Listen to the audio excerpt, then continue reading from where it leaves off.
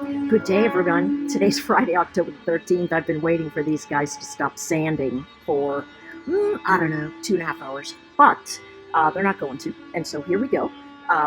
Taking a look at the broad market this morning, we've come off of the lows of the day, bouncing off of this area near 43.66 in the ES, moving up and over. This is a very big motion here. Fridays are normally trending, but here's what's happened every single day this week. We have reversed every initial move we had. Take a look. Move up, move down. Move up, move down. Move up, move down. Move up, move down. Move up. What are we guessing? A move down. And so my thought is, let's anticipate that we're going to have edges that we're going to be able to play. So we could say we're going to sell the 43.60 puts in the ES if we want to do futures. We could say we'll wait until it moves up into this area, and we can say, hey, I'm going to sell the 44.30 calls, and we can let them erode into the day. But that is what I'm seeing. I'm seeing that we hold 43.60 and that we hold below 44.30, although, and I'm so sorry about that, this noise, although what we could also see is a real move up that expands to trending, because Fridays are trending 50% of the time. The other times they either move sideways or reverse and sit in a range. So, but Fridays are, they do tend to trend. So we'll watch for that move to the upside until it breaks. So where are we looking here? Could we sell the 430 puts expiring today? Yes, we could. Could we sell the 439 calls expiring today? Yes, we could. But I would wait until it gets to the top. As we open in the day today, look at the line that we are in the sand. 435. 435, sitting in that space. 430, 450, that's where we're sitting. If the buyers break out, they can move all the way up. Don't try to say, hey, listen, this is just going to stop, right? We have no idea. We have no idea. So those are the levels, 431 to 439. Let's look at the Qs. Oh my goodness, could it be that they've stopped sanding? Could it? Let's see.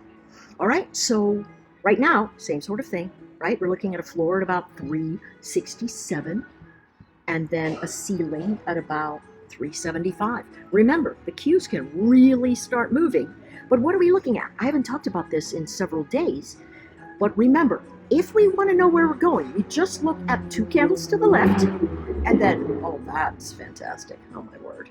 We look at two candles to the left and we say, oh, what are they doing? Well, we've tried to hold the bottom, buyers are coming in there, and then here's the top, 370.50, right? 370.50 to 371. But if we break out over this edge, everybody who's short is going to say, holy cow, I got to turn around and be intraday long. So you really want to watch this ceiling over here at 370. Let's take a look at the NQ. Oops, sorry. NQ1. And what we can see is the same sort of thing, right? Holding the lows, but we've got a clear line in the sand about resistance. There's plenty of supply here, right? So as soon as people come up to 15,350, it breaks and they come back down, but they're trying to, okay? And that's going to be the key event. We have very sideways formations. Those sideways formations are all the way down here to be safe at around 15,170, all the way up here at 15,500, right? Remember, the Qs can move very dramatically, but we look at the last three candles and we go, okay, what's happening? Well, this candle is obviously trying to get up here, so anticipate that it will. Notice, all of a sudden, our weekly, our daily, our 4-hour, and indeed our 1-hour chart, all showing pressure that is saying, listen, I'm trying to make a better, I'm trying to make a bottom. So remember how we look at that. 1, fails to head lower, fails to hold lower. 2, breaks resistance. That's it right here. 3, pulls back to higher support. Notice, here's the resistance zone. That's old support. They came up and kissed it right here, turned around and came all the way back to that 15,248. So when we're staring something like this down and we're going, ooh, I wonder if I could pick a bottom, just say to yourself, okay, what's a higher low? Now that it comes into resistance, once you see this, you go, okay, I need to see a pullback that holds a higher low. And if it comes in here and it goes, ooh, they're lifting off the floor, you can get in off of these edges right around here and continue long into where? Resistance. Where is that? That's the breakdown at 15,321. So as you start creeping up here into this negative ribbon, remember everybody here that said, oh, there it is, there's my long, and it collapsed on them, if they had a big stop and they're still hanging on, they're going to go, I got here, I'm break even, I'm getting out. Okay? Perfect. All right, now let's take a look at oil. Good Lord, I'm so sorry, everybody. I literally cannot find anywhere in this building because they are doing some construction here. All right, so look what's happening with oil, right? We had a very big build yesterday and a draw on distillates and gasoline and everything else. Today, price action shifting up, and that motion is going to bring us into frontline resistance.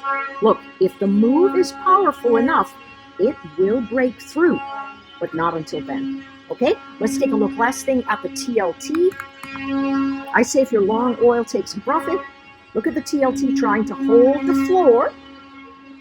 Broke out above here, overnight came into here, and now, listen, this is a lower high, okay? So we've got to watch out for price. Let me see if I can find the dollar here somewhere. I don't know how to look up the dollar here. DXY, nope. DXY, nope. So let's see if I can get it here on Thinkorswim. Oh, sorry, an update. I'll check it out later, all right? And so that's going to be it for me, folks. I'll see you in the room. I'm so sorry about the noise.